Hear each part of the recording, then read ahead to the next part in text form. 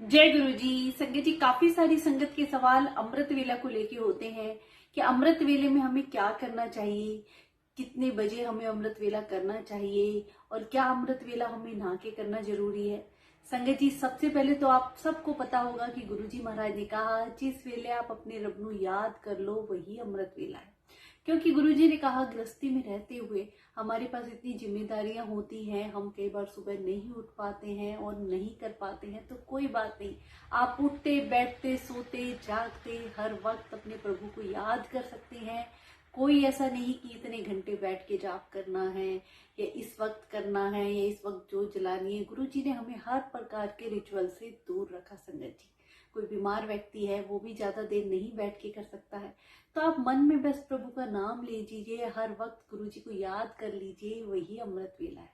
पर संगत जी, कई बार ऐसा होता है कि कोई ऐसा कष्ट होता है जो जल्दी से कटने में नहीं आता है, और अमृत वेले का ब्रह्म मुहूर्त, उस वक्त इतनी पॉजिटिविटी होती है हमारे चारों तरफ, वो दैवीय शक्तियां होती हैं जो हमें आशीर्वाद देने आती हैं। संगत जी, आपने खुद देखा हो उस वक्त ना तो किसी की कॉल आती है, ना हम किसी से बात करते हैं, सब सोए हुए होते हैं।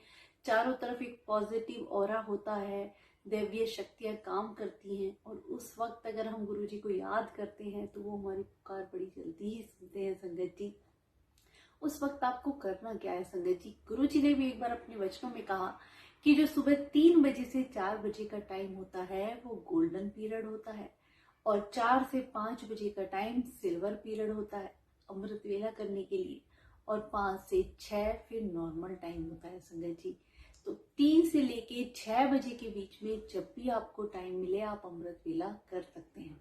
दूसरी बात संगत जी, अमृत वेले जरूरी नहीं कि आपको नहा के ही करना है।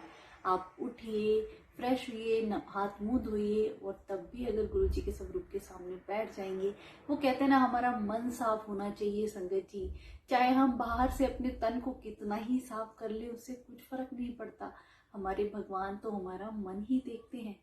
वो बात है ना कि अगर सबसे पहले भगवान मिलते तो मछलियों को नहीं मिल जाते, जो तो पूरे दिन पानी में ही रहती हैं, वो तो कितनी बार स्नान करती हैं।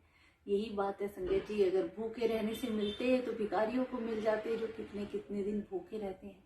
भगवान मिलते हैं जिनका मन साफ हो, जो दिल से प्रभु को याद करते हैं, उनकी पुकार वो सुनते हैं।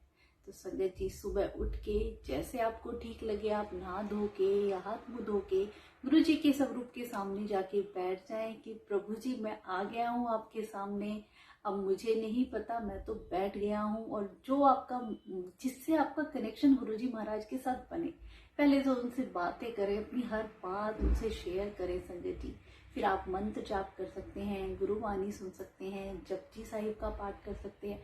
जपजी साहिब के पाठ में इतनी ताकत है संगत जी, गुरु नानक जी द्वारा खुद रचित ये रचना है जिसके एक एक शब्द में पूरी जिंदगी का सार है। संगत जी, जपजी साहिब अगर कोई नित्य नेम से कर ले तो उसका बेड़ा पार हो जाता है। संगत जी, मैं मानती हूँ पंजाबी में होता है, हमें कई बार पंजाबी नहीं आती तो समझ नहीं आएगा। आप सुनिए, धीरे धीरे उसकी एक एक पंक्ति आपको इतनी अच्छी लगने लग जाएगी कि धीरे धीरे वो आपको समझ भी आने लग जाएगा।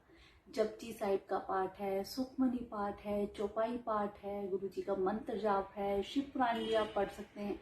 बहुत से ऐसे पाठ हैं संगत जी, जिनसे भी आपका कनेक्शन गुरु जी महाराज के साथ बने, वो आप बैठ के करिए।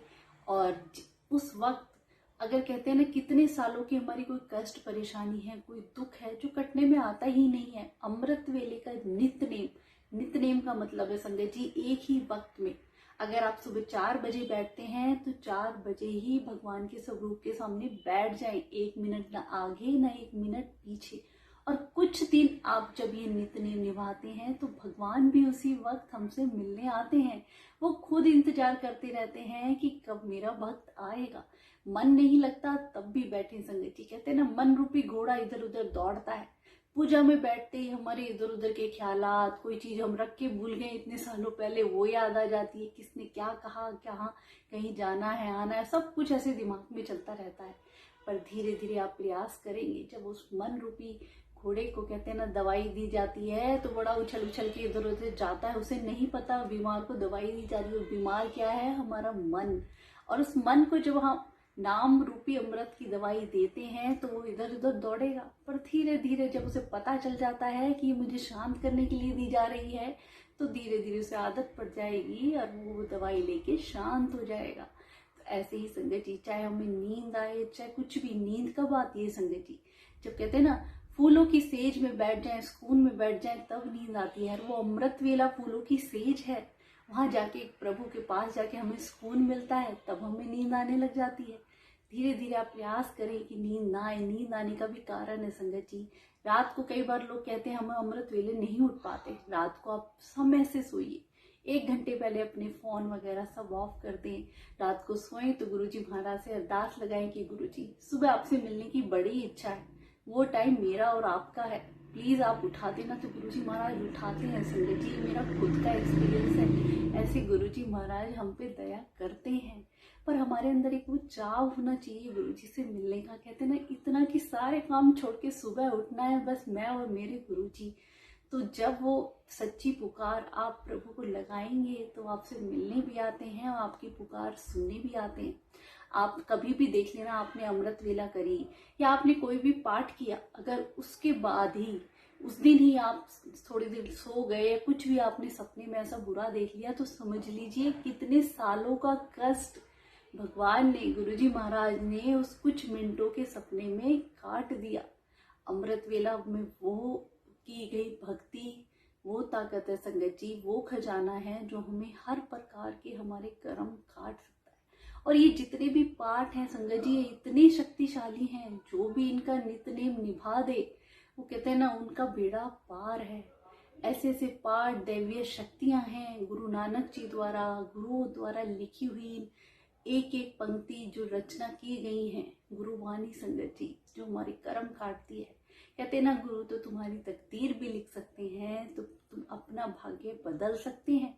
चाहे हम कितने ही दुख में हैं, कितनी ही गरीबी में हैं, कोई भी परेशानी है, कुछ दिन अमृत वेले का नित्य नेम आप मेरे कहने पे करके देखें संगत जी।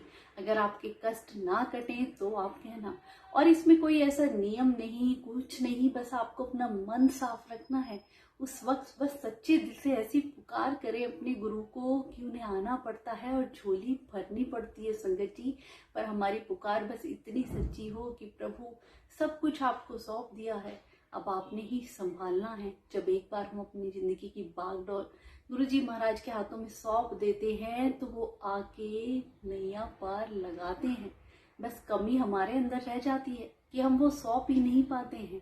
एक बार पतवार अपनी नाव की सौंप के देखिए, गुरुजी उसे किनारे तक ले जाते हैं संगत जी। उन्हें बस हमें सच्चे दिल से याद करना है, एक विश्वास, श्रद्धा, भक्ति। ऐसा नहीं कि शुरू में ही आप अमृत वेले करेंगे तो सारी आपकी चीजें या जो भी कुछ है, आप जो भी मांग, जो भी कुछ रखते हैं भगवान के सामने, वो पूरी हो जाएंगी। समय लगता है संगत जी। हमारे पिछले जन्म के जो कर्म हैं उनको काटने में गुरुजी को भी टाइम लगता है। उन्हें समय दीजिए, उन्हें बस हर पल याद कीजिए, अपने कर्म अच्छे रखिए। अगर आपके कर्म अच्छे हैं तो गुरुजी महाराज कोई भी ऐसी चीज नहीं जो नहीं दे सकते। वो कुछ भी कर सकते हैं, आपकी तकदीर में कुछ भी ऐसा ना लिखा हो वो सब बदल सकते हैं। अनंतम अनंतम शुक्र।